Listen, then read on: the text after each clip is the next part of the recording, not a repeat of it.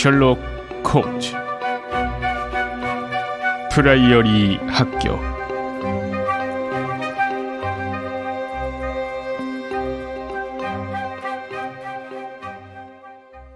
베이커가의 작은 무대엔 극적인 등장과 퇴장이 드물지 않지만 소니 크로프트 헉스터블 박사보다 더 갑작스럽고 놀라운 방식으로 출연한 사람은 없었다. 문학 석사, 철학 박사 등 그의 학문적 성취를 다 담기엔 너무 작아 보이는 명함이 전해진 지 겨우 몇 초 만에 당사자가 방 안에 들어섰다. 박사는 당당한 풍채에 점잖고 위엄에 넘쳤는데 한마디로 침착함과 중후함의 화신이었다. 하지만 방문을 닫은 다음 그가 맨 먼저 한 행동은 비틀거리며 탁자에 몸을 기댔다가 몸을 가누지 못하고 바닥에 쓰러진 것이었다. 위험에 넘치는 인물은 인사불성이 되어 우리 집 곰가죽 깔개 위에 엎어졌다. 우린 벌떡 일어섰지만 처음엔 너무 놀란 나머지 이 육중한 난파물을 멍하니 쳐다보고만 있었다. 그는 인생이라는 바다 한가운데서 느닷없이 치명적인 폭풍을 만난 것이 분명했다. 홈즈는 부랴부랴 쿠션을 가져다 머리를 받쳐주었고 난 브랜디를 입속에 흘려넣어 주었다. 천이 굵은 흰 얼굴은 고통으로 주름지고 감긴 눈 밑으로 늘어진 살은 낯빛을 띠고 있었으며 벌어진 입술은 입꼬리가 구슬프게 처졌고 주름진 턱은 면도를 하지 않아 거칠했다. 옷깃과 셔츠는 오랜 여행으로 때가 묻어 있었고 머리카락은 잘생긴 머리에서 부스스하게 일어서 있었다. 우리 앞엔 심하게 다친 사람이 누워 있었던 것이다. 아, 왓슨, 좀 어떤가? 홈즈가 물었다. 탈진이야. 원인은 단순한 굶주림과 피로인 것 같아. 난 말하며 생명의 체액이 가늘게 흐르고 있는 신락 같은 맥을 짚었다. 잉글랜드 북부의 매클턴에서 끄는 표로구만.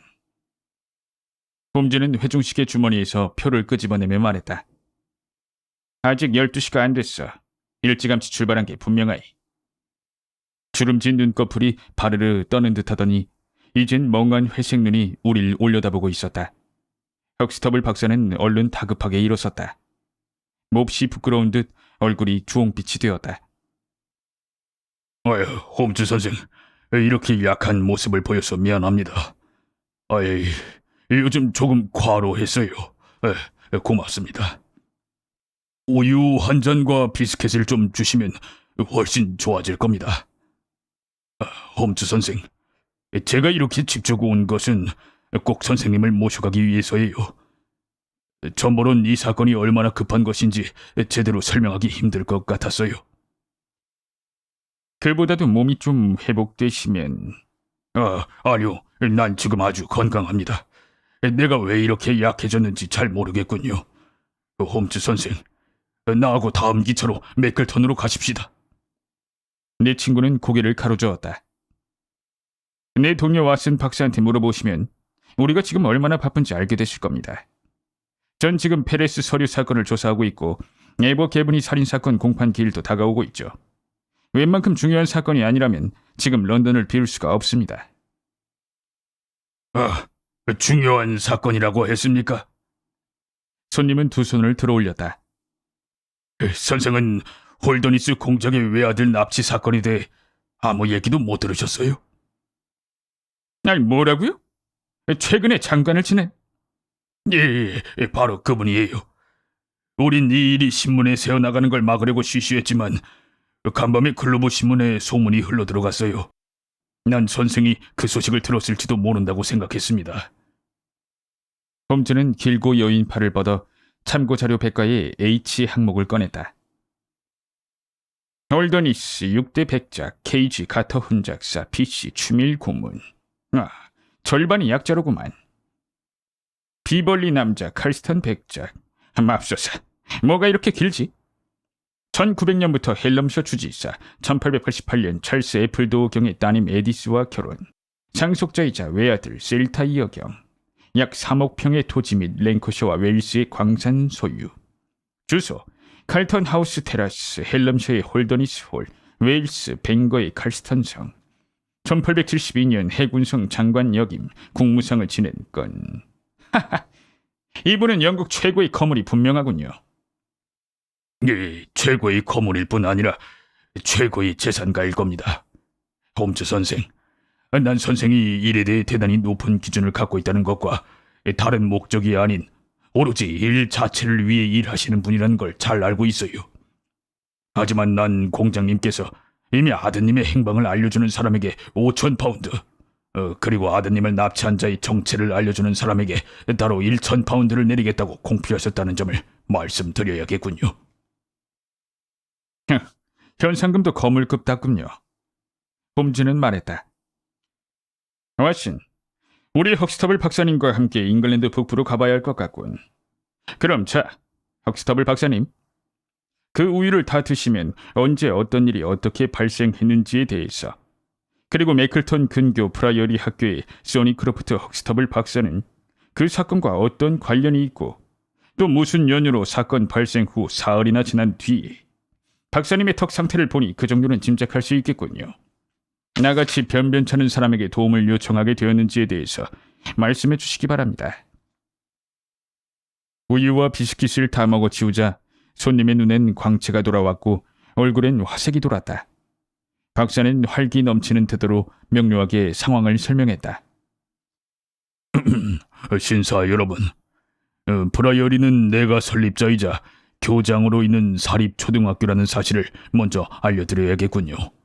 헉스터블의 호라티우스 해설이라는 책을 상기시키면 내가 어떤 사람인지 아실지도 모르겠습니다. 브라이어리는 영국에서 가장 입학 조건이 까다로운 최고의 사립초등학교입니다. 레버스톡경, 블랙워터 백작, 게스카우트 소음주 춘남작, 이분들 모두가 내게 자제분을 맡기셨죠. 하지만 3주 전 홀더니스의 공자께서 비서 제임스 월더시를 시켜 당신의 외아들이자 상속자인 10살 된 셀타이어 경을 내 보호 아래 두시겠노라는 의향을 전해오셨을 때 난 우리 학교의 명예가 더 이상 높아질 수는 없다고 생각했습니다. 그 일이 내 인생 최대의 불운의 전주곡이 될 줄은 꿈에도 몰랐죠. 아드님은 여름 학기가 시작되는 5월 1일에 학교에 왔습니다. 정말 귀여운 소년이었고 학교 생활에도 금세 적응했죠.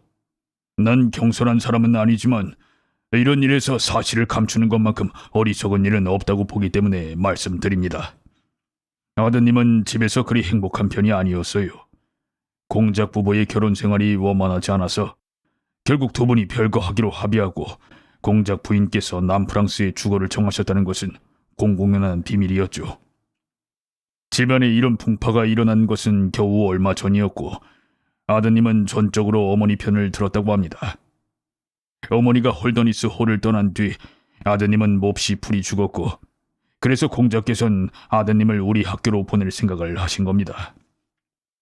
2주일이 지나자 아드님은 우리들과 함께 있는 걸 아주 편안하게 여겼고 대단히 즐겁게 생활하셨습니다. 사람들이 셀타이어 경을 마지막으로 목격한 것은 5월 13일, 지난 월요일 밤이었죠. 아드님의 방은 2층에 있는데 다른 큰 방을 통해서만 들어갈 수 있는 구조로 되어 있습니다. 바깥 방에선 두 아이가 자는데 이 아이들은 아무것도 보거나 듣지 못했다고 합니다. 그러니 아드님이 큰 방을 통해 나가지 않았다는 것은 분명하죠. 그런데 그 방 창문이 열려 있었습니다. 창 밖엔 굵은 담쟁이 동굴이 지면과 이어져 있죠.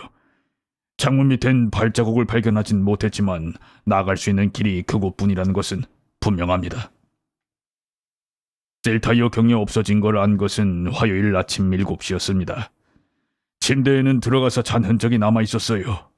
아드님은 옷을 다 챙겨 입고 나갔습니다. 교복인 검은 니튼 재킷, 짙은 회색 바지 차림이었어요.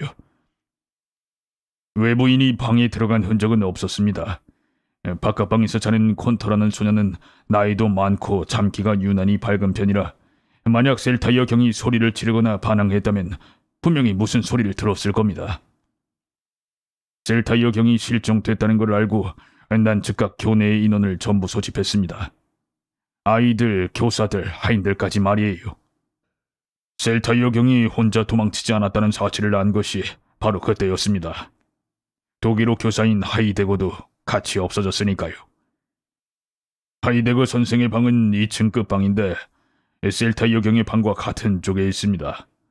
침대엔 역시 들어가서 잠을 잔 흔적이 있었지만 셔츠와 양말이 바닥에 떨어져 있는 것으로 보아서 옷을 대충 걸치고 나간 것이 분명했습니다. 하이데거 선생은 담쟁이 덩굴을 타고 내려간 것임에 틀림없었죠. 잔디 위에 그의 발자국이 찍혀 있었어요. 선생의 자전거가 그쪽 잔디밭 옆에 작은 창고에 보관되어 있었는데 그 자전거도 함께 없어졌습니다. 하이데거 선생은 우리 학교에 2년간 근무했습니다. 더할 나위 없는 추천장을 가지고 오긴 했지만 말수가 워낙 적은 데다 성격이 까다로워서 교사와 학생들 사이에서 그리 인기가 좋은 편은 아니었죠. 두 사람은 감쪽같이 총적을 감추었습니다. 지금이 목요일 오전인데 사건 당일에 비해 더 알려진 사실은 전혀 없습니다. 물론 난 홀더니스 홀에 즉각 사실을 통지해서 아드님을 찾아보게 했습니다. 그곳은 학교에서 겨우 몇 킬로미터 떨어진 거리에 있어서 우린 아드님이 갑자기 향수병이 도져서 부친에게 달려갔을 거라고 생각했죠. 하지만 그런 소식은 들려오지 않았습니다. 공자께서는 몹시 근심하고 계시고 나로 말할 것 같으면 보다시피 걱정과 책임감 때문에 신경쇠약에 걸리기까지 했습니다. 홈즈 선생, 이 사건에 전력을 다할 생각이라면 부디 지금 당장 그렇게 해주시길 부탁드립니다. 평생 이보다 더 의미 있는 사건을 찾진 못할 겁니다. 셜록 홈즈는 불운한 교장의 진술을 최대한 집중해서 경청했다. 잔뜩 찡그린 눈썹과 미간에 팬 굵은 주름을 보니 그에게 이 사건에 관심을 가져달라고 사정할 필요도 없을 것 같았다. 막대한 액수의 보상은 차치하고서라도 복잡하고 기이한 일이라면 사족을 못 쓰는 그에게 이것은 구미에 꼭 맞는 일이 분명했다. 그는 수첩을 꺼내더니 한두 가지를 메모했다. 교장 선생님께서 좀 더 일찍 오지 않은 것은 대단히 태만한 일이었습니다. 홈즈는 준엄하게 말했다. 그 때문에 저는 아주 불리한 상황에서 조사를 시작하게 되었거든요. 예를 들면 전문적인 관찰자에게 그 담쟁이 덩굴과 잔디밭이 어떤 성과를 가져다 주었을지는 아무도 장담할 수 없는 일입니다. 홈즈 선생, 그건 내 책임이 아닙니다. 공장계약께서는 공개적으로 소문이 퍼지는 걸 극도로 꺼리셨어요. 가족의 불행이 세상 사람들 앞에 구경거리가 될까봐 우려하시는 거죠. 그분은 그것을 몹시 두려워하고 계십니다. 하지만 경찰 조사가 이루어지고 있지 않습니까? 예, 그렇습니다. 하지만 결과는 대단히 실망스럽죠. 사건 발생 후 즉각 명확한 단서가 포착되었는데 한 소년과 젊은이가 인근 기차역에서 새벽 기차로 출발하는 걸 보았다는 증언이 들어온 것이에요. 그런데 그 두 사람을 리버풀에서 찾아냈다는 소식이 날아온 것은 지난 밤이었습니다. 결국 그 둘은 이 사건과 전혀 무관한 사람들이라는 것이 밝혀졌죠. 난 그 소식을 듣고 낙심한 나머지 온 밤을 뜬 눈으로 지새우고 곧장 새벽 기차를 타고 여기로 달려온 것입니다. 그 가짜 단서를 추적하는 동안 경찰의 수사는 느슨해졌겠죠? 예, 거의 손을 놓다시피 했죠. 그렇게 낭비했군요. 정말 통탄스럽게 사건을 처리했습니다. 예, 그건 나도 인정합니다. 하지만 사건은 해결될 것이에요. 기꺼이 이 일을 맡도록 하죠. 실종된 소년과 독일인 교사 사이인 어떤 관련이 있었습니까? 전혀 없어요. 소년이 그 교사의 수업을 들었나요? 아니요. 내가 아는 한 두 사람은 말 한마디 나눠본 적이 없습니다. 그거 참 이상한 일이로군요. 소년도 자전거를 가지고 있습니까? 아니요. 하이데거의 자전거 외에 없어진 자전거는 또 없었고요. 예, 그렇습니다. 확실합니까? 예, 확실합니다. 그런데 설마 독일어 교사가 한밤중에 아이를 품에 안고 자전거를 타고 나갔다고 생각하시는 건 아니겠죠? 예, 물론이죠. 그렇다면 박사님의 견해는 어떻습니까? 자전거는 눈속임이었을 거라고 생각합니다. 그걸 어딘가에 숨겨놓고 두 사람은 걸어갔겠죠. 그렇군요. 하지만 남을 속이려는 장치로 보기엔 좀 우스꽝스럽군요. 그렇지 않습니까? 그 창고엔 다른 자전거도 있었습니까? 예, 서너 대가량 있었습니다. 두 사람이 자전거를 타고 갔다는 인상을 심어주고 싶었다면 자전거 두 대를 숨겨놓지 않았을까요? 그랬을 것 같군요. 물론 그랬을 겁니다. 속임수 설명은 맞지 않습니다. 하지만 자전거 문제는 수사의 출발점으로 삼기에 적합하군요. 결국 자전거란 쉽게 감추거나 없앨 수 있는 물건이 아니니까요. 질문 하나 더. 소년이 실종되기 전에 낮에 소년을 찾아온 사람이 있었습니까? 아니요, 편지를 받은 일도 없었습니까? 있습니다. 한 통. 누구한테요? 부친한테죠. 학생들한테 온 편지를 열어보십니까? 아니요, 그러면 그게 아버지한테 온 편지라는 걸 어떻게 하셨죠? 겉봉에 문장이 찍혀 있었고 주소는 공자님 두 개의 딱딱한 글씨체로 씌어져 있었습니다. 게다가 공자께서도 편지를 쓰신 일을 기억하고 계시니까요. 그 전에 다른 편지를 받은 것은 언제였습니까? 며칠 동안은 편지 온 게 없었죠. 프랑스에서는 편지가 안 왔습니까? 예, 한 번도요. 박사님께서는 물론 제 질문의 요점을 알고 계십니다. 문제는 소년이 강제로 유괴되었느냐, 아니면 제 발로 걸어 나가느냐 하는 것이죠. 후자의 경우라면 그렇게 어린아이가 그만한 일을 저지르기 위해선 외부에서 어떤 자극이 있었다고 생각하지 않을 수 없습니다. 만약 찾아온 사람이 없었다고 한다면 그 자극은 편지의 형태로 전달된 것임에 틀림없습니다. 그래서 전 소년에게 편지를 보낸 사람이 누군지 알아내려고 하는 것이죠. 큰 도움이 되드리지는 못하겠군요. 내가 아는 한 셀타이어 경이 받은 편지는 부친이 보낸 것뿐입니다. 소년이 실종된 날 편지를 보낸 사람이 아버지였다는 것이로군요. 부자의 관계는 아주 친밀했습니까? 공장 예하는 어느 누구한테도 그렇게 친밀하게 대하시는 분이 아니에요.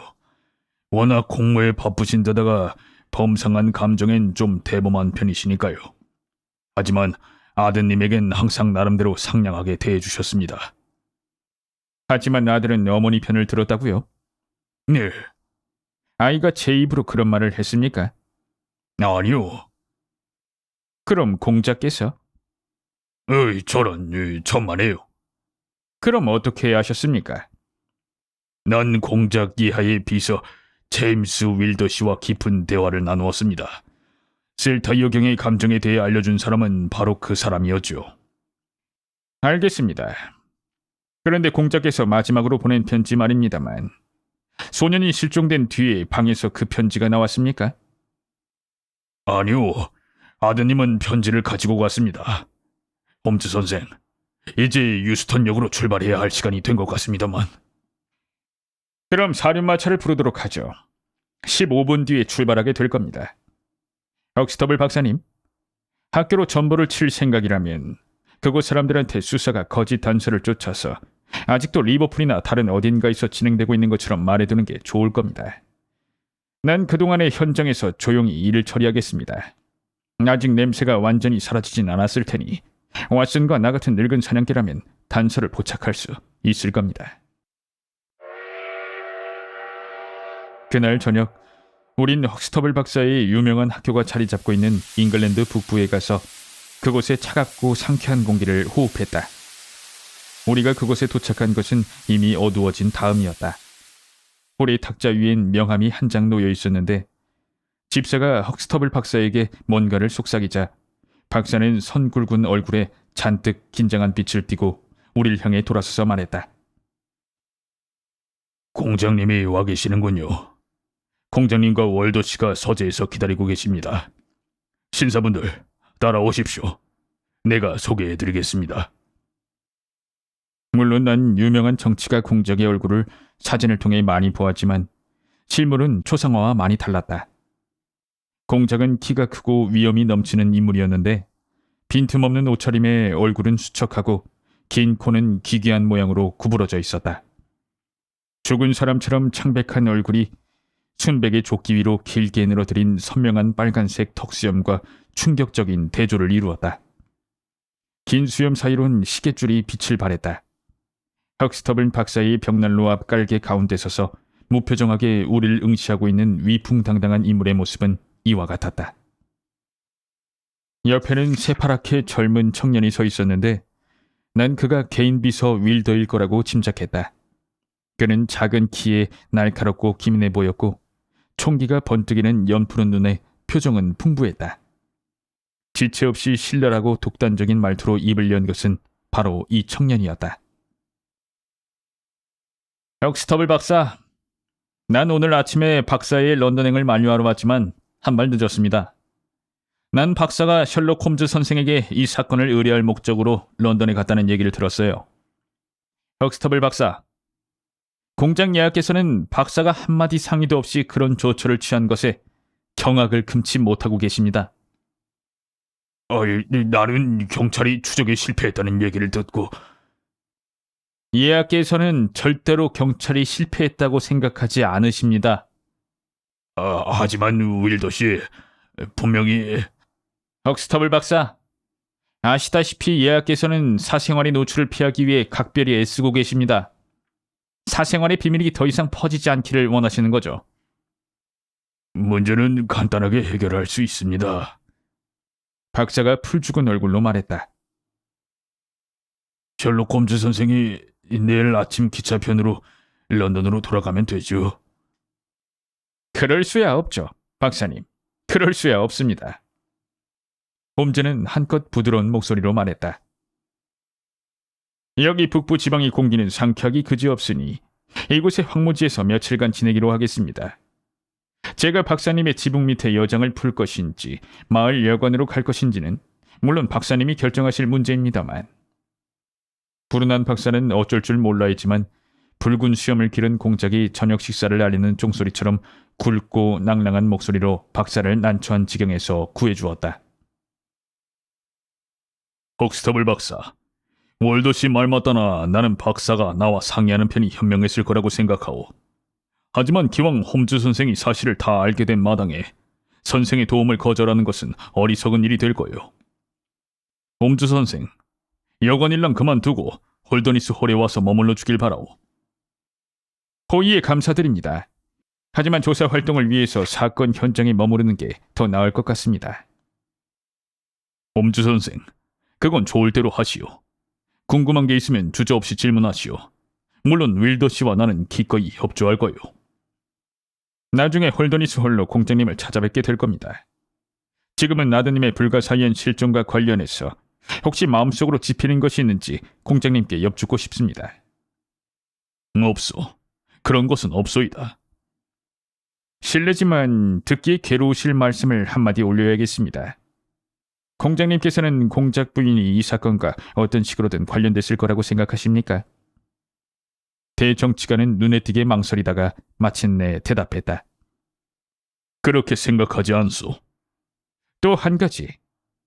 쉽게 상상할 수 있는 가능성은 누군가 몸값을 뜯어낼 목적으로 아드님을 유기했을지 모른다는 것입니다.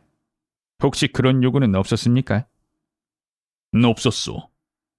한 가지 더 있습니다. 저는 예하께서 이 사건이 발생한 날 아드님에게 편지를 쓰셨다고 들었습니다. 그렇지 않소. 편지를 쓴 건 그 전날이오. 옳습니다. 하지만 아드님께서 편지를 받은 건 사건 당일이겠죠?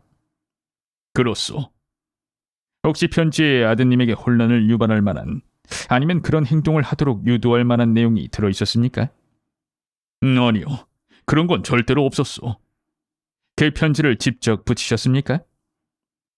중간에 대답을 채뜨린 것은 비서였다.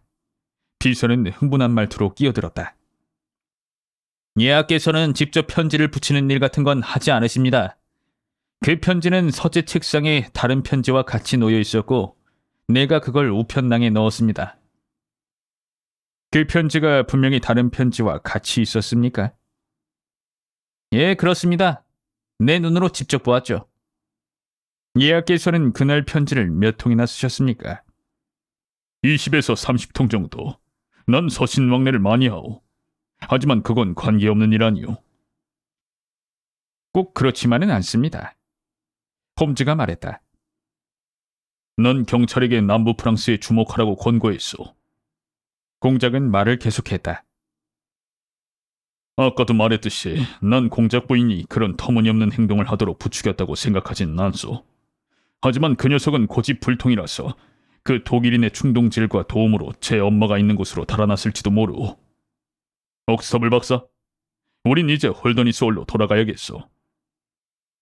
홈즈는 묻고 싶은 게 더 있는 눈치였지만 귀족의 무뚝뚝한 태도를 보아 면담은 끝났다는 것을 알 수 있었다. 공적의 지극히 고고한 성격에 비추어 보았을 때 내밀한 가정사를 남과 논의하는 일은 극히 꺼림칙했을 게 분명했고, 새로운 질문이 나올 때마다 조심스럽게 가려놓은 가문의 치부가 백일하에 드러나지 않을까 두려웠을 것이다. 귀족과 비서가 떠나자 내 친구는 당장 특유의 열정을 발휘하여 사건 조사에 뛰어들었다. 소년의 방을 꼼꼼히 살펴보았지만 나갈 수 있는 길이 창문밖에 없다는 사실을 재확인한 것 말곤 무소득이었다. 독일어 교사의 방과 소지품에선 아무런 단서도 찾지 못했다. 하이데거 선생의 경우는 담쟁이 동굴이 그의 몸무게를 지탱하지 못하고 벽에서 뜯겨나가 있었는데, 각등의 불빛으로 비춰보니 그가 뛰어내릴 때 발꿈치 부분이 잔디 위에 팬 것이 보였다. 짧은 녹색 잔디 위에 움푹 팬 발자국 하나가 이 이해할 수 없는 야반 도주의 유일한 물증이었다. 셜록 홈즈는 혼자서 집을 나갔다가 밤 11시가 넘어서야 돌아왔다. 그는 이 일대를 그린 커다란 측량지도 한 장을 구해갖고 내 방으로 들고 왔다. 그리고 지도를 침대 위에 펼쳐놓더니 지도 가운데에 등잔불을 조심스레 올려놓은 다음 그 위로 담배 연기를 풀풀 뿜어내기 시작했다. 그리고 이따금씩 연기가 피어오르는 호박 파이프로 이곳 저곳을 가리켰다. 이 사건은 점점 흥미로워지는군. 이 사건과 관련해서 흥미로운 요소들이 몇 가지 있어. 본격적인 조사에 들어가기 전에 이곳 지리를 익혀두는 게 좋을 거야. 조사를 하는데 꼭 필요할지도 모르니까 말이야. 자, 이 지도를 보게. 빗금친 네모칸 이 프라이어리 학교일세. 여기다 핀을 꼽아놓겠네. 자, 이 선이 도로일세. 이 도로는 학교 앞을 지나 동서로 뻗어 있지. 도로 어느 쪽으로든 1.5km가량은 샛길이 없어. 그 두 사람이 길을 따라갔다면 그것은 바로 이 길이었을 걸세. 맞아. 그런데 천만 다행으로 우린 그날 밤에 이 길을 지나간 사람들을 어느 정도까지는 확인할 수 있어. 지금 내가 파이프로 가리키고 있는 이 지점에서 한 시골 경관이 밤 12시에서 아침 6시까지 근무를 섰네. 보다시피 여긴 동쪽 방향으로 첫 번째 샛길이 갈라지는 길목이거든. 그 경관은 잠시도 조소를 비운 적이 없다면서 아이든 어른이든 자기 눈에 띄지 않고 그 길을 지나갈 수는 없었다고 장담하더군. 아까 그 사람을 만나 얘기해 보았는데 내 느낌은 전적으로 믿을 만한 사람 같았어. 그럼 이쪽은 아니라는 거지. 이젠 반대쪽을 살펴봐야 하네. 이쪽엔 붉은 황소라는 여관이 있는데 그날 안주인이 병이 났었다네. 여관 안주인은 의사를 부르러 멜클턴에 사람을 보냈지만 의사가 다른 환자 때문에 집을 비운 바람에 심부름 간 사람은 다음날 아침이 돼서야 돌아왔지. 그래서 여관 사람들은 밤새도록 자지 않고 사람이 오기를 기다렸네. 한두 사람은 계속 길 쪽을 내다보고 있었던 것 같더군. 그 집 사람들도 그날 밤에 길을 지나간 사람이 없었다고 장담하고 있네. 그들의 증언이 옳다면 우린 다행히 서쪽은 생각하지 않아도 되고 아울러 도망자들이 도로를 이용하지 않았다는 결론을 내릴 수 있게 되네. 하지만 자전거는 어떻게 하고? 난 이 일을 제기했다. 정말 그렇구만. 자전거 얘기는 조금 이따 나올 걸세. 추리를 계속 해보세나. 만일 두 사람이 도로를 따라가지 않았다면 학교 북쪽이나 남쪽을 바라보고 들판을 가로질러 갔다는 얘기가 되지. 그건 확실해. 그럼 두 가지 가능성을 견주어 보기로 할까? 보다시피 학교의 남쪽 방향은 드넓은 경작지인데 돌담을 쌓아 작은 밭으로 구획해 놓았네. 이쪽으로 자전거의 통행이 불가능하다는 건 무르나 마나일세. 그러니 남쪽은 제쳐놓을 수 있어. 이제 북쪽 벌판을 보기로 하지. 여긴 잡목숲이라는 작은 숲이고 그 너머는 로어길 황무지라는 울퉁불퉁한 넓은 황야라네. 길이는 15km가량 되는데 전체적으로 완만한 경사를 이루면서 지대가 높아지네. 이 황야 한쪽에 홀더니스 홀이 있는데 도로를 따라가면 15km이지만 황야를 질러가면 10km 거리밖에 안 돼. 이곳은 유난히 황량한 평원일세. 황야의 자작농 서너시 이곳의 작은 땅에 양과 가축을 키우고 있어. 이들을 빼면 체스터필드 도로에 이를 때까지 황야의 거주자들은 물대새와 마도요뿐일세. 보다시피 이쪽엔 교회와 농가 몇 채, 그리고 여관 하나가 있네. 그 너머는 경사가 급한 산들이야. 우리가 조사해야 할 곳은 학교 북쪽이 틀림없네. 하지만 자전거는... 난 끈질기게 물었다. 알았네, 알았어. 홈즈는 성급하게 말했다. 자전거를 잘 타는 사람이라면 꼭 도로로 가야 하는 건 아닐세. 황야인 여러 개의 길이 교차하고 있는데 마침 그날 밤엔 보름달이 떴네. 아니, 이게 누구십니까? 다급하게 문 두드리는 소리가 들리더니 헉스터블 박사가 방 안으로 들어섰다. 그는 창에 하얀 갈매기 표시가 붙어있는 푸른 크리켓 모자를 들고 있었다. 이제야 단서를 잡았습니다. 박사는 소리쳤다. 이렇게 감사한 일이. 우린 이제야 소중한 아드님의 흔적을 찾아낸 겁니다. 이게 셀타 역형의 모자입니다. 그건 어디서 찾았습니까? 황무지에서 야영했던 집시들의 마차에서요. 집시들은 화요일에 출발했습니다. 경찰은 오늘 그들을 쫓아가서 포장마차를 뒤졌죠. 그리고 이걸 찾아낸 겁니다. 집시들은 뭐라고 설명하던가요? 그것들은 대충 얼버무리다가 거짓말을 했습니다. 화요일 아침에 황무지에서 이걸 주웠다나 하면서 말입니다. 하지만 분명히 셀타이어 경이 어디 있는지 알고 있을 겁니다. 에이, 나쁜 놈들. 다행히도 모두 꼼짝없이 감방에 갇혔죠.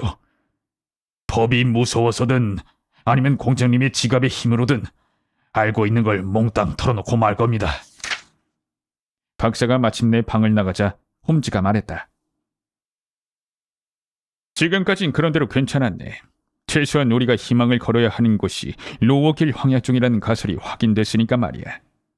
경찰에선 집시들을 체포한 걸 빼면 사실상 이곳에서 한 일이란 아무것도 없어. 왓슨, 여길 좀 보게나. 황야를 가로지르는 물길이 있어. 여기 지도에 수로 표시가 보이지? 이 수로는 여기저기서 폭이 넓어지며 습지를 이루지. 특히 홀더니 서울과 학교 사이가 그렇다네. 이렇게 건조한 계절에 두 사람의 흔적을 찾아서 황야를 헤매는 건 부질없는 짓이지만 그래도 습지엔 어떤 자취가 남아있을 가능성이 크지.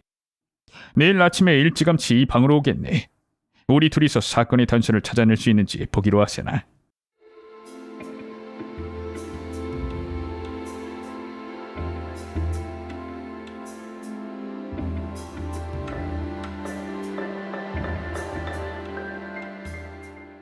내가 잠이 깬 것은 막 동이 틀 무렵이었다. 키가 크고 비쩍 마른 홈즈가 머리맡에 서 있었다.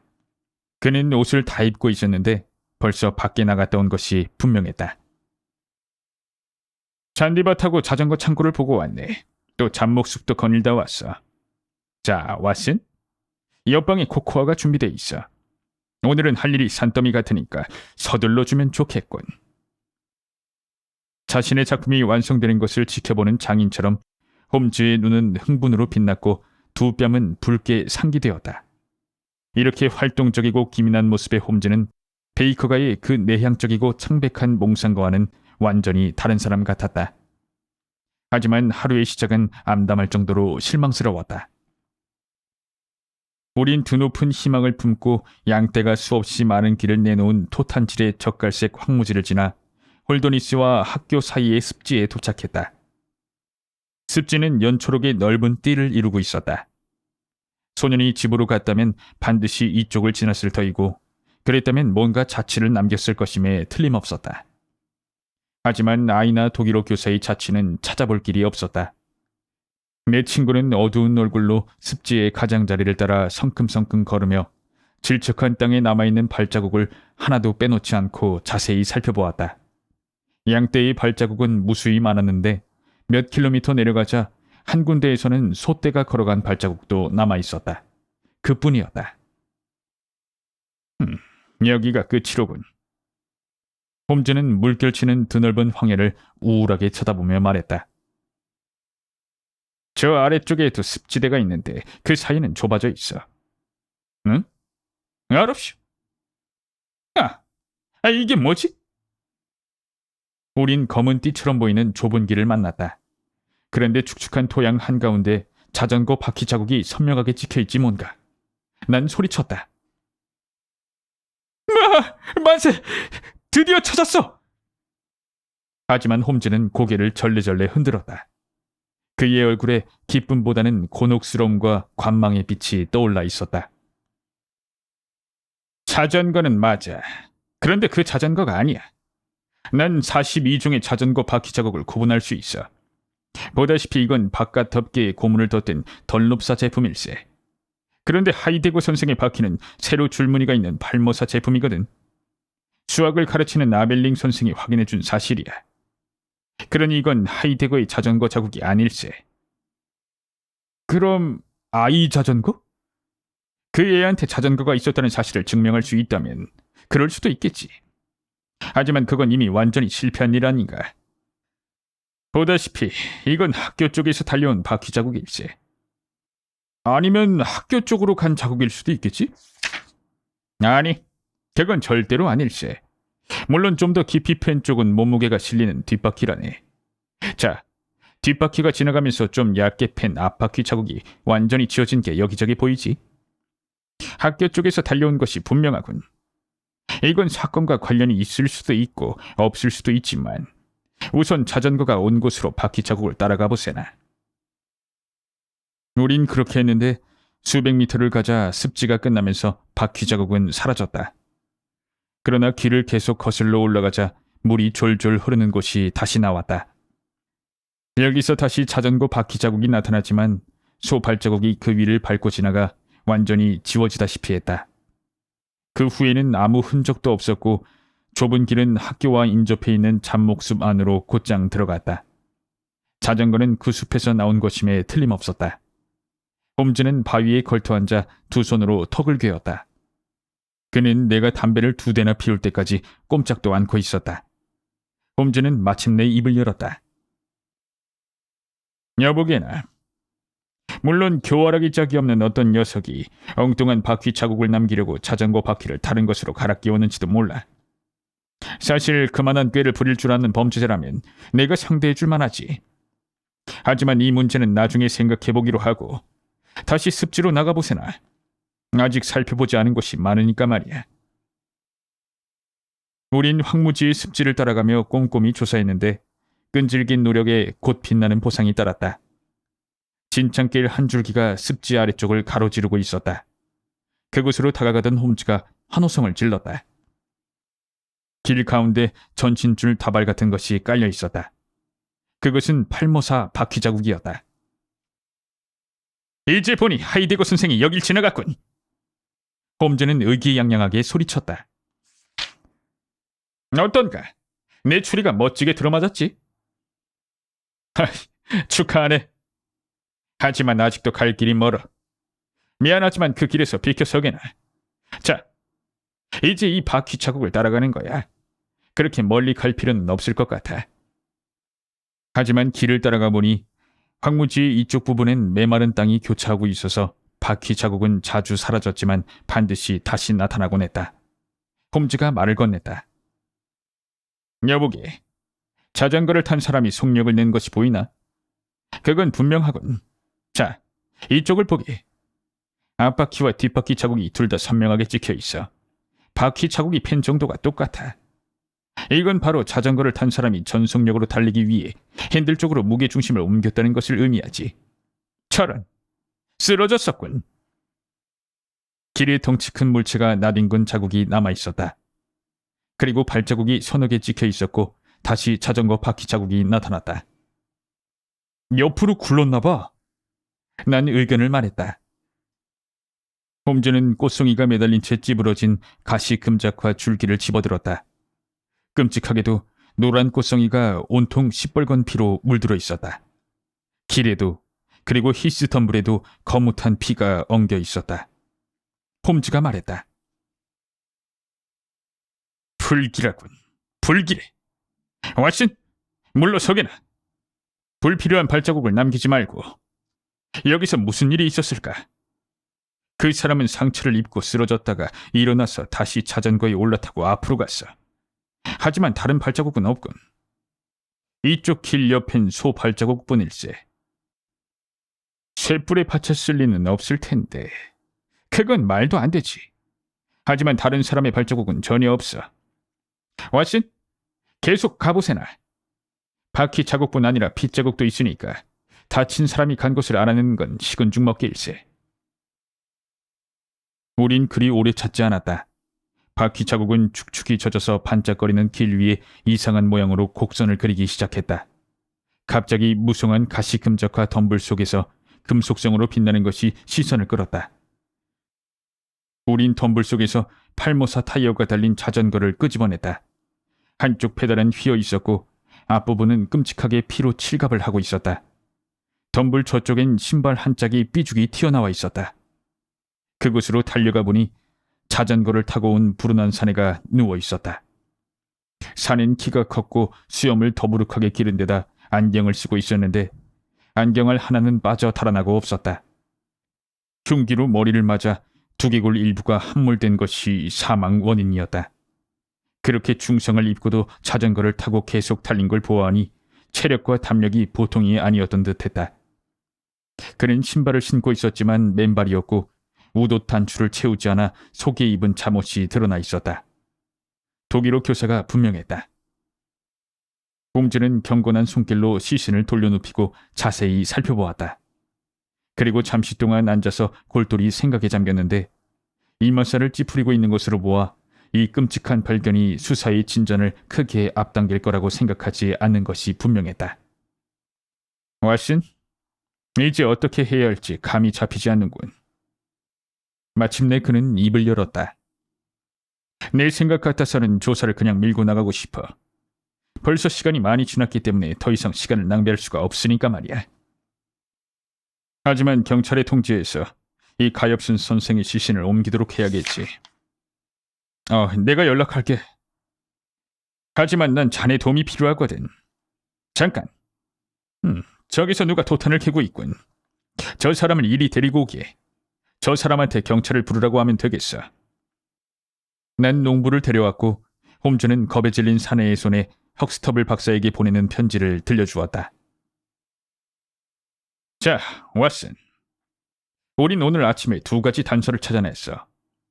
하나는 팔모사 바퀴가 달린 자전거인데 지금 우린 그걸 따라서 여기까지 왔어. 다른 하나는 고무를 덧댄 덜롭사 바퀴를 단 자전거일세. 그런데 그것에 대한 조사를 시작하기 전에 우리가 지금 알고 있는 게 무엇인지 생각해보고 본질적인 사실과 부차적인 사실을 나눠보기로 하지. 우선 난 그 소년이 제 발로 나간 것이 분명하다고 생각하네. 그 아이는 창문으로 내려와서 도망쳤는데 혼자였을 수도 있고 아니면 누군가 옆에 있었을 수도 있어. 그건 틀림없어. 난 고개를 주걱거렸다. 자, 다음엔 이 불운한 독일어 교사에 대해 생각해볼까? 소년은 도망칠 때 옷을 다 입고 있었어. 따라서 그 애는 자신이 무슨 일을 할 것인지 미리 알고 준비했던 것이 분명해. 하지만 이 하이데거 선생은 양말도 안 신고 나갔네. 아주 급하게 움직인 것이지. 옳은 말이야. 그런데 하이데거 선생은 왜 나갔을까? 그것은 침실 창문을 통해 소년이 도망치는 모습을 봤기 때문이었어. 선생은 아이를 잡아서 데려오려고 했지. 그래서 자전거를 타고 아이를 쫓아갔다가 결국 죽게 된 걸세. 필시 그랬을 거야. 이제부터가 내 주장의 핵심일세. 어른이 아이를 쫓아갈 땐 보통 뛰어간다네. 뛰면 아이를 잡을 수 있다는 걸 아니까 말이야. 하지만 독일어 선생은 그렇게 하지 않았어. 자전거를 가지러 갔지. 난 하이데거 선생이 자전거를 굉장히 잘 탄다는 얘기를 들었어. 아이가 뭔가 빠른 운반 수단을 타고 도망치지 않았다면 선생이 그렇게 하진 않았을 걸세. 아까 그 자전거를 타고 갔나 보군. 계속 사실을 재구성해보게나. 하이데거 선생은 학교에서 8km 떨어진 곳에서 살해됐어. 잘 들어두게. 그는 어린애라도 쏠 수 있는 총에 맞은 것이 아니라 힘 좋은 어른이 무지막지하게 휘두른 흉기에 가격당한 거야. 그렇다면 도망치는 아이에게는 동행이 있었다는 얘기가 되고, 그리고 도망치는 속도가 아주 빨랐지. 능숙한 자전거 선수가 쫓아오기 전에 벌써 8km나 달렸으니까. 우린 참극의 현장을 둘러보았지만 찾아낸 게 뭐지? 소 발자국 몇 개, 그것뿐일세. 난 이 일대를 자세히 둘러봤지만 50m 이내엔 길이 없어. 저쪽으로 자전거를 타고 간 사람이 살인을 저지를 수는 없었고, 그런데 이 근처에 다른 사람 발자국은 없단 말이야. 홈즈, 그건 도저히 있을 수 없는 일이야. 난 소리쳤다. 정말 좋은 얘기로군. 정말 훌륭한 지적이야. 자네 말 맞다나 그런 일은 도저히 있을 수가 없어. 그렇다면 내 말 어딘가에 틀린 부분이 있는 것이 분명하네. 자네도 그걸 느꼈어. 어때? 어디가 틀렸는지 말해줄 수 있나? 혹시 자전거에서 떨어져 머리가 골절된 게 아닐까? 여보게, 습지에서? 아, 도대체 뭐가 뭔지 모르겠군. 우린 그보다 더 어려운 문제도 해결했어. 우리한테 적어도 자료는 많아. 그걸 이용할 수만 있다면 말일세. 자, 그럼 팔모에 대해서는 충분히 조사했으니까 바깥 덮개에 고문을 덧댄 덜롭사 자전거 바퀴가 무엇을 말해주는지 보기로 할까? 우린 덜롭의 바퀴 자국을 찾아서 그곳의 진행 방향을 따라가 보았지만 지대가 점점 높아지면서 히스로 뒤덮인 긴 언덕이 나왔다. 습지는 완전히 사라졌고 자전거 바퀴 자국을 찾는 일은 더 이상 희망이 없었다. 덜롭 사이 바퀴 자국이 마지막으로 찍혀있는 지점에선 왼쪽으로 몇 킬로미터 떨어진 곳에 웅장하게 솟아있는 홀더니스 홀로도 갈 수 있었고 아니면 체스터필드 도로변에 낮게 엎드려 있는 회색 마을로도 갈 수 있었다. 문 위에 싸움닭이라는 간판이 걸려있는 음침하고 누추한 여관을 향해 가는데 홈즈가 갑자기 억 하고 소리를 지르더니 비틀거리며 내 어깨를 붙잡았다. 심하게 발을 접질리는 바람에 힘을 쓸 수 없게 된 것이다. 여관 문 앞까지 그는 절룩거리며 간신히 걸어가는데 문 앞에선 시커먼 얼굴에 키가 작고 눅수구레한 사내가 검은 도자기 파이프를 피우고 있었다. 아, 안녕하십니까. 루빈 헤이스 씨? 홈즈가 말했다. 당신 누군데 남의 이름을 그리 잘 아시오? 촌사람은 교활한 눈에 의심스러운 빛을 띠고 대꾸했다. 아, 그 이름이 당신 머리 위에 간판에 씌워져 있군요. 그리고 집안의 주인을 알아보는 건 쉬운 일이니까요. 혹시 마구간에 마차 같은 건 없겠죠? 없소. 난 지금 땅에 발을 딛기도 힘든 지경입니다. 그럼 발을 딛지 마시오. 아, 그러면 걸을 수가 없습니다. 그렇소? 그럼 한 발로 뛰시구려. 루빈 헤이스의 태도는 정중함과는 거리가 멀었지만 홈즈는 놀랄 만큼 싹싹하게 굴었다. 주인장, 날 좀 보십시오. 지금 정말 꼴불견으로 보이지 않습니까? 물론 난 신경 쓰지 않지만 말입니다. 나도 관심 없소. 깐깐한 여관 주인이 말했다. 정말 중요한 일 때문에 그렇습니다. 자전거를 빌려주면 1파운드 그만을 드리죠. 그러자 여관 주인은 관심을 나타냈다. 대체 어딜 가시려고? 홀더니스 홀이요. 공작 기아의 친구들이신가? 여관 주인은 야릇한 눈초리로 우리의 진흙투성이 옷을 찬찬히 살피며 말했다. 홈즈는 넉살 좋게 웃었다. 어쨌든 그분은 우리를 보면 반가워하실 겁니다. 왜? 실종된 아드님 소식을 갖고 왔으니까요. 여관 주인은 화들짝 놀랐다. 뭐라고? 아들 소식을? 아드님은 리버풀에 있다고 합니다. 조만간 찾게 될 겁니다. 수염이 더부룩하게 자란 음산한 얼굴이 금세 다른 표정으로 바뀌었다. 여관 주인은 갑자기 친절해졌다. 난 공작 기아가 다른 사람들보다 특별히 잘 되길 바랄 이유가 없는 사람이요. 여관 주인은 말했다. 난 전에 그의 수성마부로 있었는데 지독하게 형편없는 대접을 받았어. 그는 거짓말쟁이 잡곡성의 말만 듣고 추천장도 써주지 않고 나를 내쫓았지. 하지만 어린 아드님이 리버풀에 있다는 소식을 들으니 나도 기분이 좋군. 그 소식을 홀더니스에 전할 수 있도록 도와주리다. 아, 감사합니다. 우린 먼저 식사를 좀 해야겠습니다. 자전거는 그 다음에 갖다 주시죠. 홈즈가 말했다. 나한텐 자전거가 없대도. 홈즈는 1파운드 금화를 꺼냈다. 여보쇼, 여긴 자전거가 없다는데 왜 자꾸 그러는 거요? 홀더니스까지라면 말 2피를 빌려주지. 하하, 참. 그 얘기는 뭘 좀 먹고 나서 합시다.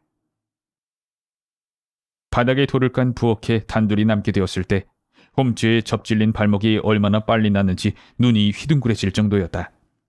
벌써 저녁때가 다 됐지만 우린 이른 아침에 식사를 한 뒤 그동안 내쳐 굶었기 때문에 식사를 하는데 시간이 좀 걸렸다.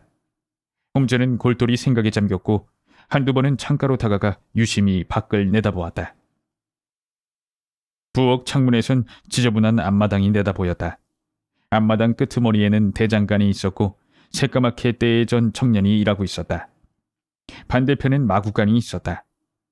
홈즈는 이렇게 창밖을 살피고 다시 식탁 앞에 앉았다가 갑자기 고함을 지르며 벌떡 일어섰다. 이럴 수가! 왓슨! 이제야 알겠어! 맞아! 틀림없어! 왓슨!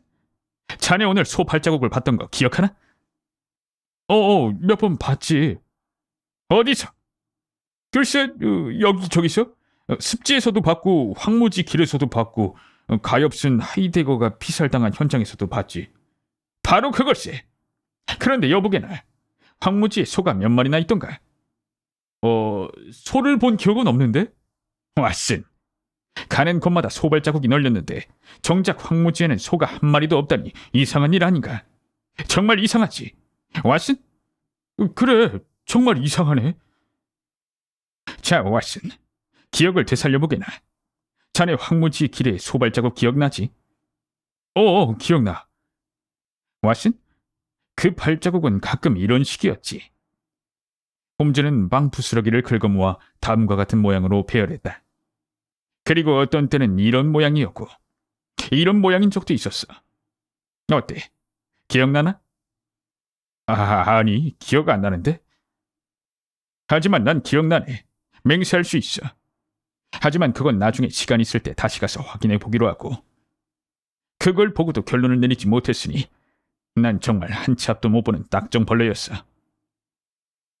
그럼 지금은 어떤 결론을 내렸나? 그 소는 걷다가 느린 구보로 달리다가 갑자기 전속력으로 달리는 별난 소라는 걸세. 맙소사. 왓슨, 그렇게 교묘한 속임수가 시골뜨기 술집 주인의 머리에서 나왔을 리는 없네. 밖에 대장간 청년 말고는 아무도 없는 것 같군. 슬쩍 나가서 한번 둘러보세. 다 쓰러져가는 마구간엔 털이 헝클어진 지저분한 말 두 필이 서 있었다. 홈즈는 그중 한 마리의 뒷다리를 들어보고 큰 소리로 웃음을 터뜨렸다. 편자는 낡았는데 박은 지는 얼마 안 됐어. 낡은 편자에 새 못이 박혀있군. 이번 사건은 가히 고전의 반열에 오르겠구만. 그럼 대장간으로 가볼까? 청년은 우리를 본 척도 하지 않고 부지런히 일만 했다. 홈즈는 바닥에 흩어진 새와 나무 부스러기를 향해 연신 눈알을 굴렸다. 그런데 갑자기 뒤에서 발자국 소리가 들리더니 여관 주인이 나타났다. 잔인한 눈빛과 잔뜩 찡그린 눈썹, 시커먼 얼굴은 울분을 이기지 못하고 부들부들 떨고 있었다.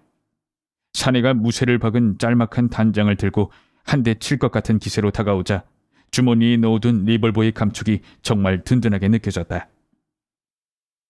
이 처죽을 염탐꾼들 같으냐고! 지금 거기서 뭐들 하나! 주인이 소리치자 홈즈는 싸늘하게 말했다. 아니, 루빈 헤이스 씨. 누가 보면 우리가 뭐라도 찾아낼까봐 주인장께서 걱정하고 있는 줄 알겠군요.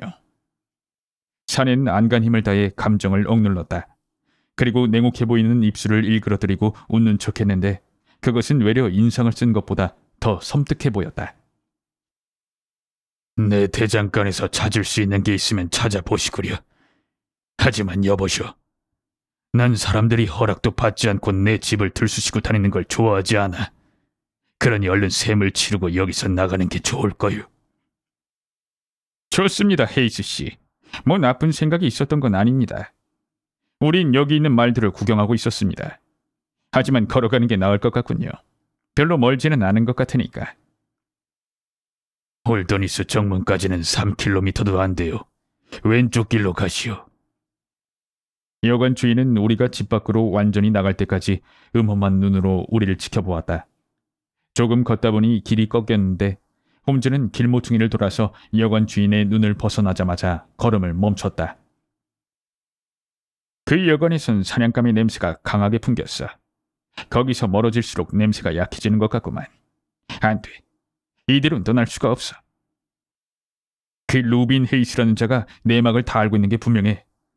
얼굴만 봐도 악당이라고 써져 있잖아. 하!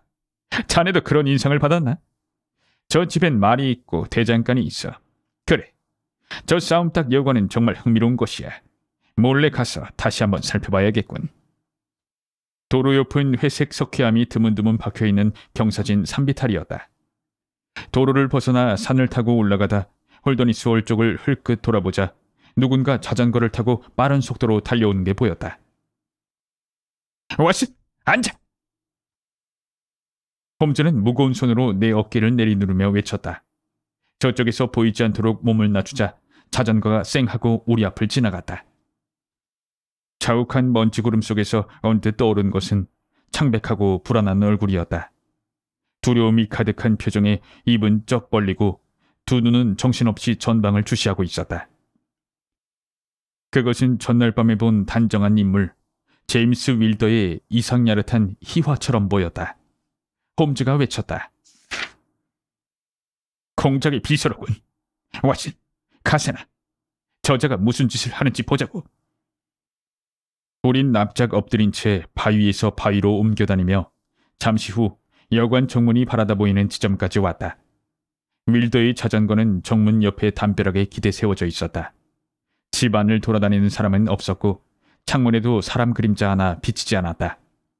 우뚝 솟은 홀더니스 홀 탑 너머로 해가 지면서 서서히 땅거미가 내렸다. 그런데 어스름 속에 마구간이 있는 여관 안들에서 마차의 측등 2개의 불이 켜지는가 싶더니 말발굽 소리가 들리고 뒤이어 마차가 도로로 나가 체스터필드 방향으로 쏜살같이 질주하는 소리가 들렸다. 왓슨, 자넨 저게 뭐라고 생각하나? 홈즈가 귓속말로 물었다. 도망가는 것 같은데? 말 한 필짜리 이륜마차에 사람 하나가 타고 있었어. 제임스 윌더 씨는 분명히 아니었고 그 사람은 지금 문 밖으로 나와 있으니까 말이야. 문이 열리며 어둠 속으로 네모진 붉은 불빛이 흘러나왔다. 불빛 한가운데 비서의 모습이 거무스름하게 떠올랐다. 비서는 고개를 앞으로 빼고 어둠 속을 내다보고 있었다. 누군가를 기다리고 있는 것이 분명했다. 그런데 갑자기 길에서 저벅저벅 발자국 소리가 들리더니 또 다른 인물이 나타나 불빛에 잠깐 모습을 드러냈다가 집 안으로 들어갔다. 문이 닫히자 사방은 다시 깜깜해졌다. 5분 뒤 2층 어느 방에 불이 켜졌다. 이 여관엔 정말 이상한 단골들이 드나드는 것 같군. 홈즈가 말했다. 반은 반대쪽에 있는데 말이야. 맞아. 저 사람들이 바로 비밀 고객들이겠지. 그런데 제임스 윌더 씨는 이런 밤 시간에 저런 소굴에서 대체 무엇을 하는 거고 방금 맞아들인 친구는 또 누굴까? 가세 왓슨. 위험하더라도 좀 더 가까이 가서 조사해봐야겠어. 우리 둘은 살금살금 도로로 내려가 요관 문 앞까지 기어갔다. 자전거는 아직도 담벼락에 기대 세워져 있었다. 홈즈는 성냥불을 켜서 뒷바퀴에 갖다 댔다. 고무를 덧댄 던롭 타이어가 불빛에 드러나자 그는 혼자서 쿡쿡 웃었다. 머리 위에는 불 켜진 창문이 있었다. 왓슨, 저 안을 들여다봐야겠어. 자네가 자세를 낮추고 벽에 몸을 기대게. 그럼 안을 볼 수 있을 것 같군. 잠시 후 홈즈는 내 어깨를 딛고 올라섰지만 몸을 일으키는 듯 하다가 금세 다시 내려왔다. 가세, 친구. 오늘은 정말 긴 하루였어. 모을 수 있는 정보는 죄다 모은 것 같아. 학교까지 걸어가려면 한참이니까 빨리 출발하는 게 좋겠네. 지친 다리로 황무지를 터벅터벅 걸어가는 동안 홈즈는 입을 꾹 다물고 있었고 학교에 도착하자 곧장 안으로 들어가지 않고 전보를 치려는 듯 매클턴 역으로 향했다. 밤늦게 홈즈가 교사의 비극적인 죽음으로 충격을 받은 헉스터블 박사를 위로하는 소리가 들려왔다. 그러더니 조금 있다가 아침에 황무지로 나갈 때와 다름없이 힘과 활력에 넘치는 모습으로 내 방으로 들어왔다. 왓슨, 다 잘 됐네. 내일 안으로 반드시 사건이 해결될 거야. 다음날 오전 11시에 친구와 나는 홀더니스홀의 유명한 주목가로수 길을 걸어 올라가고 있었다. 우린 하인의 안내를 받아 장중한 엘리자베스 양식의 문을 지나 공작 이하의 서재로 들어갔다. 서재에는 제임스 윌더시가 있었는데 점잖고 품이 있는 모습은 여전했지만 살피는 듯한 시선과 경련을 일으키는 얼굴엔 전날 밤의 격심한 공포의 흔적이 그대로 남아 있었다. 공작 이하를 뵈러 오셨습니까? 미안합니다만 공장님께서는 몸이 좋지 않으세요. 비극적인 소식을 듣고 몹시 상심하셨죠. 우린 어제 오후에 헉스터블 박사의 전보를 받고 두 분께서 교사의 시신을 찾아냈다는 걸 알게 됐습니다. 아, 윌더 씨. 난 공장님을 만나야 합니다. 하지만 예하께서는 지금 침실에 계십니다. 그럼 내가 직접 올라가겠습니다. 지금 침대에 누워 계실 겁니다. 그럼 침대에서 만나 뵙죠.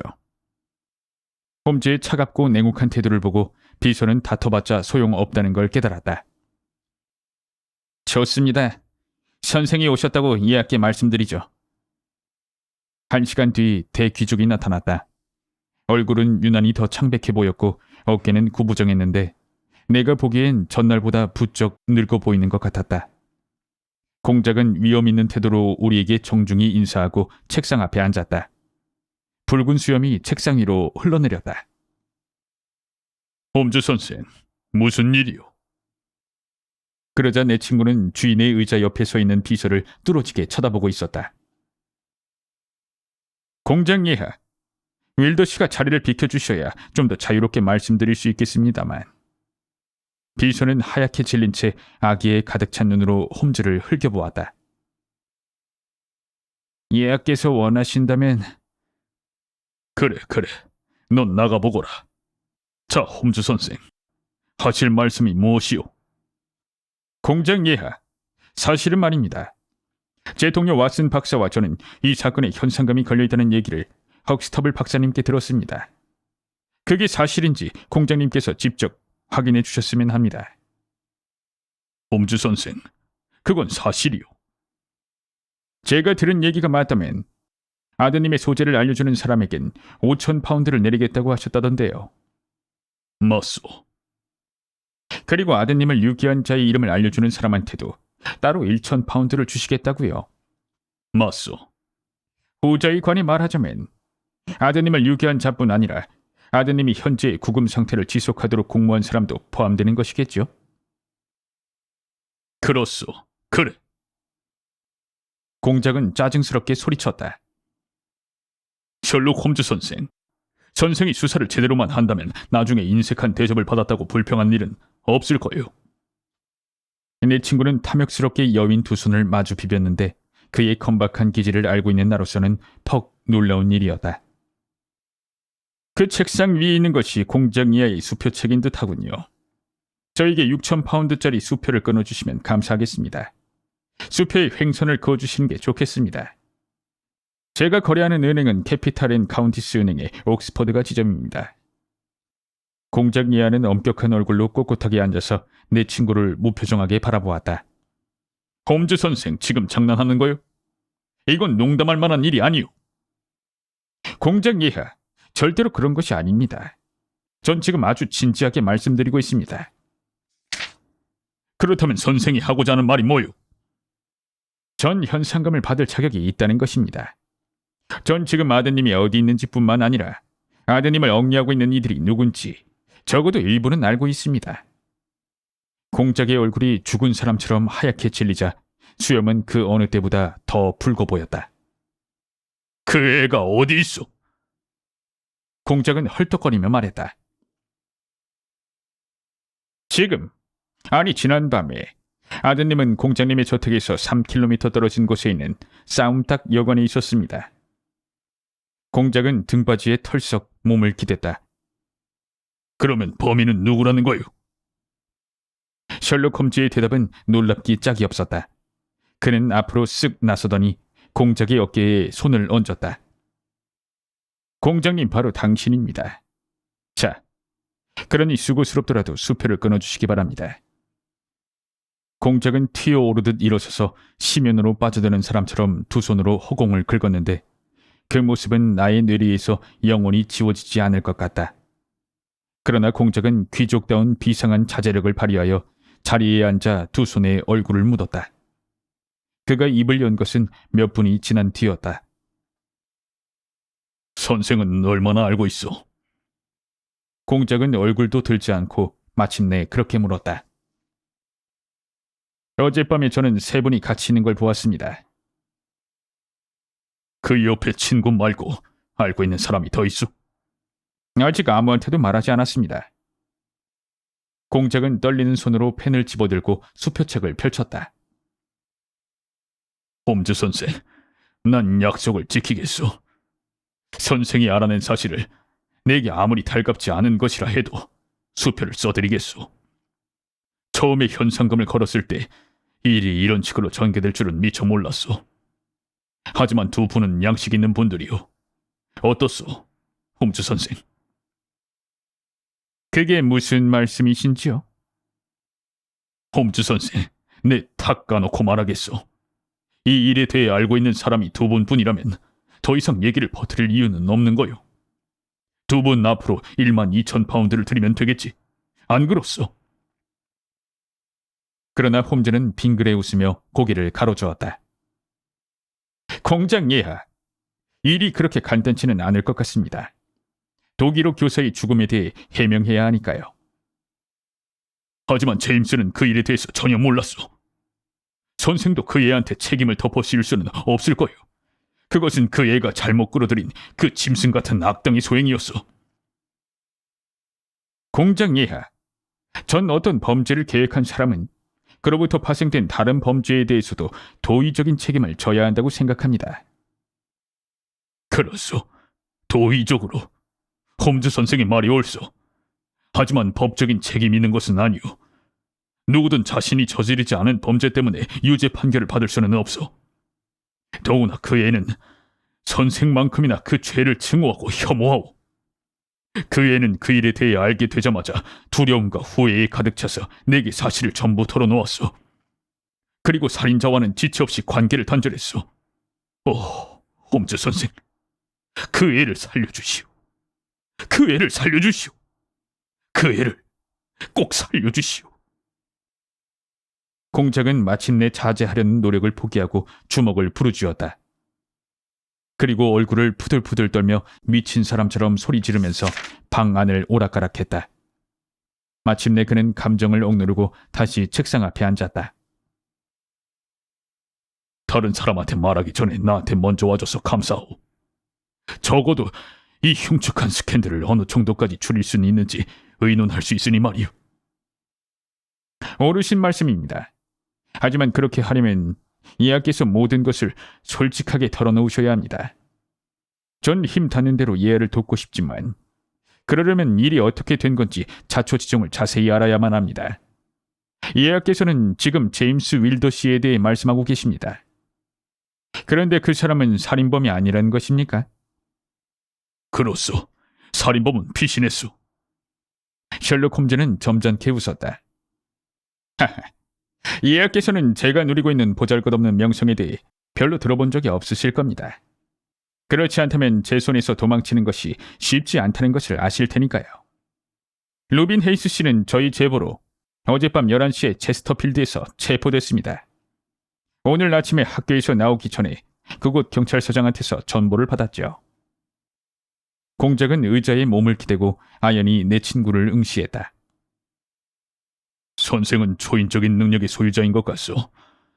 그래, 로빈 헤이스가 잡혔다고.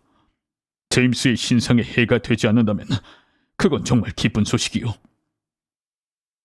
공장님의 비서 말씀이십니까? 그 애는 내 아들이라오. 이번엔 홈즈가 놀랄 차례였다. 이해하. 솔직히 말해서 그 얘기는 금시초문입니다. 좀 더 자세히 설명해 주시기 바랍니다. 아무것도 감추지 않겠소. 아무리 괴로워도 솔직하게 털어놓는 것만이 제임스의 어리석음과 질투 때문에 초래된 이 절망적인 상황을 헤쳐갈 수 있는 최선의 방책이라는 선생의 말이 옳다고 생각하니까 말이오. 홈즈 선생, 넌 새파랗게 젊은 청년이었을 때 평생 단 한 번 찾아오는 그런 사랑을 했더랬소. 난 숙녀에게 결혼을 신청했지만 그녀는 우리의 결합이 내 앞길에 장애가 될 거라며 거절했어. 그녀가 살아 있었다면 난 결코 다른 사람과 혼인하지 않았을 거요. 그녀는 아이 하나를 남겨놓고 죽었고 난 그녀를 생각하며 아이를 금지옥엽으로 키웠어. 세상을 향해 내가 아비라는 걸 밝힐 수는 없었지만 아이에겐 최고의 교육을 시켜주었고 아이가 성인이 된 다음엔 내 곁에 데려다 놓았어. 그런데 그 애는 내 비밀을 알아냈고 그 다음부터 아들의 권리를 주장하며 내가 스캔들이 나는 걸 쿡쿡거리는 것을 기화로 나를 협박했어.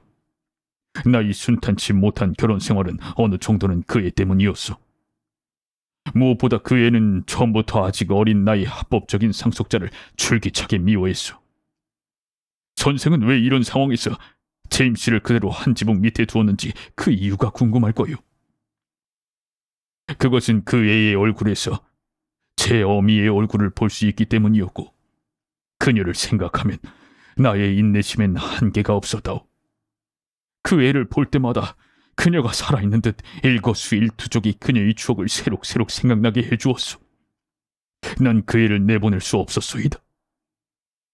하지만 제임스가 아서, 즉 셀타이어에게 해코지를 하지 않을까 몹시 걱정되었고 그래서 신변의 안전을 위해 아서를 헉스터블 박사의 학교로 보낸 거요. 그 헤이스라는 작자는 우리 집 소작인이었는데 제임스는 관리인 노릇을 하면서 그자와 알게 됐어. 헤이스는 처음부터 질이 안 좋은 인간이었는데 어찌된 셈인지 제임스가 그자와 친해진 거요. 그 애는 항상 하층민들과 어울리는 걸 좋아했어. 제임스는 셀타이어를 납치하기로 마음먹고 그자에게 도움을 청했어. 선생도 기억하고 있겠지만 난 사건 전날 아서에게 편지를 썼어. 그런데 제임스는 편지 봉투를 뜯고 아서에게 학교 근처에 있는 잡목숲에서 만나자는 내용의 쪽지를 집어넣었어. 제임스는 공작 부인의 이름을 팔았고 그래서 아서가 그곳으로 나왔어. 그 애의 고백을 그대로 옮기자면 그날 저녁 제임스는 자전거를 타고 잡목숲으로 가서 거기로 나온 아서에게 어머니가 아들이 보고 싶어서 지금 황무지에서 기다리고 있으니 밤 12시에 다시 여기로 나오면 누가 말 한 피를 끌고 와서 도련님을 어머니에게 데려다 줄 거라고 말했소. 가엾은 아서는 그 말을 철석같이 믿었소이다. 그 애는 약속대로 그곳으로 나왔는데 헤이스라는 자가 조랑말 한 피를 끌고 그곳에 나와 있었소. 아서는 조랑말에 올라탔고 둘은 함께 황무지를 향해 달렸소. 그런데 그때 뒤를 쫓아온 사람이 있었소이다. 헤이스는 그 사람한테 단장을 휘둘렀고 그는 머리를 맞고 죽었소. 제임스는 그 일을 까맣게 모르고 있다가 어제 비로소 알게 됐다. 헤이스는 아서를 자기가 운영하는 싸움닭이라는 여관으로 데리고 가서 2층 방에 가둬두었어. 아서를 돌봐준 사람은 헤이스 부인인데 마음은 곱지만 무지막지한 남편 밑에서 꼼짝 못하고 사는 여자요. 홈즈 선생, 이틀 전에 선생을 처음 만났을 때의 상황은 이러했어. 그때까지 난 선생과 한 가지로 사건의 내막에 대해서 아무것도 몰랐소이다. 선생은 제임스가 이런 짓을 벌인 동기가 뭔지 궁금하실 거요. 그것은 그 애가 나의 상속자에 대해 품고 있는 터무니없는 격렬한 증오심 때문이었어. 그 애는 자기가 모든 재산을 상속받아야 한다고 생각했고 그래서 그것을 불가능하게 만드는 사회 제도에 대해 깊은 적개심을 품고 있었어. 그 애는 내가 한정 부동산권을 폐지하기를 바랐고 나한테 그렇게 할 수 있는 능력이 있다고 주장했어. 그 애는 나와 협상을 벌일 의도를 갖고 있었어. 내가 한정 부동산권을 폐지하는 것을 조건으로 아서를 돌려주려고 했던 거요. 그러면 유언으로 제게 영지를 물려주는 게 가능해질 테니까 말이오. 그 애는 내가 자진해서 자신에 대해 경찰의 수사를 의뢰하지 않을 거라는 걸 알고 있었어. 그런데 그 애는 나를 상대로 그런 협상을 벌일 의도만 갖고 있었지 실제로 그렇게 하지는 못했소이다. 사건이 예상외로 빨리 진행된 까닭에 계획을 실행에 옮길 시간이 없었던 거요. 그 애의 못된 계획이 파탄난 것은 선생이 하이데거의 시신을 찾아냈기 때문이었소. 제임스는 그 소식을 듣고 공포에 사로잡혔소. 어제 그 애와 같이 서재에 있는데 소식이 전해져 왔소. 헉스터블 박사가 보낸 정보가 도착한 거요. 그걸 보고 제임스가 괴로움과 불안에 떠는 걸 보니 그 애에 대한 일말의 의심이 순식간에 확신으로 굳어졌고 난 그 애를 책망했소. 그 애는 자진해서 모든 얘기를 다 털어놓았소. 그러면서 그 비열한 공범이 죄 많은 목숨을 건질 수 있도록 사흘간만 비밀을 지켜달라고 애원했소이다. 난 그 애의 소원을 들어주었소. 여태까지 항상 그랬던 것처럼 말이오. 제임스는 곧 싸움닭 여관으로 가서 헤이스에게 사실을 알려주고 도피 수단을 마련해 주었소.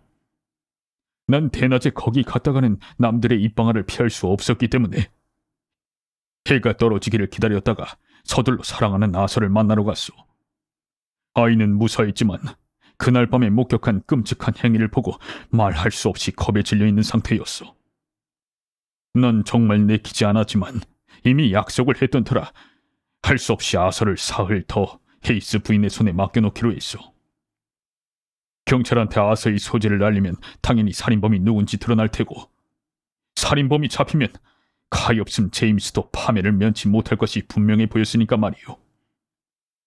홈즈 선생, 선생의 요구대로 난 솔직히 말했소. 지금 난 사실을 은폐하거나 완곡하게 표현하려고 애쓰지 않고 모든 일을 있는 그대로 털어놓았으니까 말이오. 이젠 선생이 내게 솔직하게 말할 차례요. 그러겠습니다. 홈즈는 말했다. 예하. 우선 저는 예하께서 법에 크게 저촉되는 행동을 하셨다는 점을 지적할 수밖에 없습니다.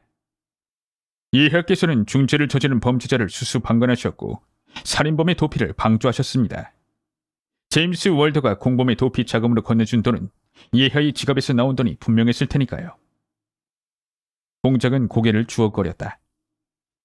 이것은 정말 대단히 중대한 사건입니다. 그리고 제가 보기에 더욱 큰 과실은 어린 아드님에 대한 예하의 태도입니다. 예하는 아드님을 그런 속으로 사흘간 방치하기로 하셨습니다. 엄숙한 다짐을 받고 그런 인간들에게 다짐이란 게 다 뭡니까? 아드님이 다시 유괴되지 않으리라는 보장이 어디 있습니까?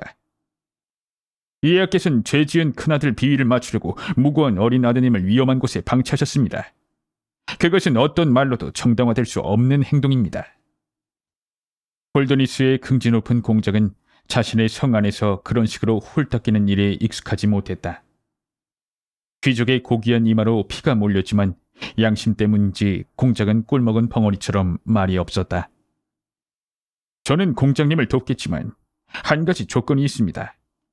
하인을 불러주십시오. 지시는 제가 하겠습니다. 아무 말 없이 공작은 전기로 작동하는 종을 눌렀다. 제복 차림의 하인이 들어왔다. 기쁜 소식이 있네. 홈즈는 말했다. 어린 주인이 계신 곳을 알아냈네. 공장님의 뜻이니 당장 마차를 싸움닭 여관으로 보내 셀타이어 경을 집으로 모셔오도록 하게나. 하인이 기쁜 얼굴로 방을 나가자 홈즈가 다시 입을 열었다. 자, 셀타이어 경의 안전을 확보했으니 과거 지사는 좀 더 관대하게 처리할 수 있겠습니다. 저는 공직에 있는 사람이 아니니 정의가 실현되기만 한다면 제가 알고 있는 사실을 폭로해야 할 이유는 없습니다. 헤이스에 대해서는 할 말이 전혀 없습니다. 교수형을 받겠지만 제가 그자를 구하려고 노력할 생각은 추호도 없습니다. 그자가 무슨 얘기를 떠벌릴지는 모르겠지만 예하의 힘으로 그자에게 잠자코 있는 게 이로울 거라는 사실을 납득시킬 수 있을 거라고 사료됩니다. 경찰에선 그가 몸값을 노리고 아드님을 납치했다고 생각하겠지요. 하지만 경찰이 자기 힘으로 사실을 밝혀내지 못하는데 제가 굳이 그쪽에서 모르는 사실까지 들춰낼 이유는 없습니다. 그러나 공장 예하께서 제임스 윌더씨를 계속 집안에 두신다면 불행한 결과가 초래될 것이 분명합니다. 홈즈 선생, 나도 그렇게 생각하고 있어. 그 애가 내 곁을 아주 떠나 오스트레일리아에서 스스로 운명을 개척하도록 이미 조처해 놓았소이다.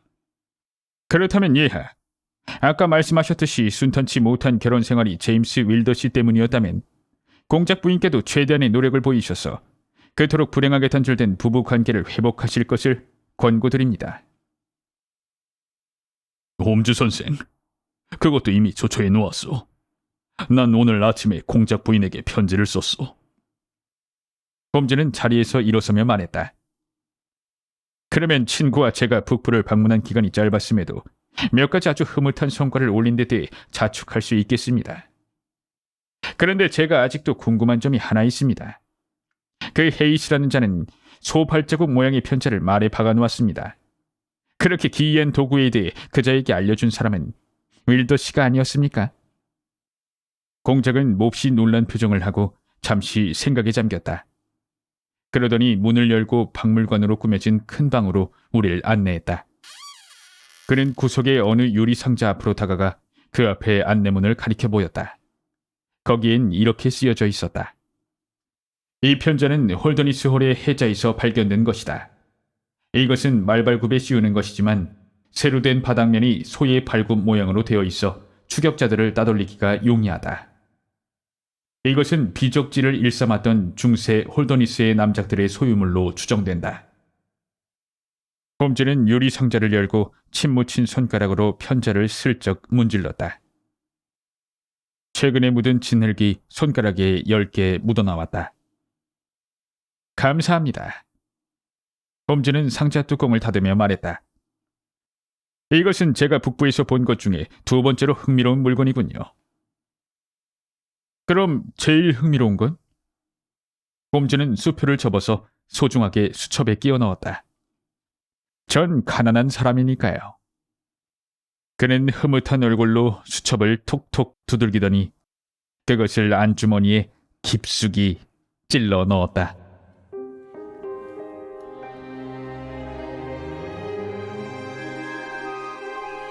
오늘 밤 책 한 잔. 셜록 홈즈. 프라이어리 학교.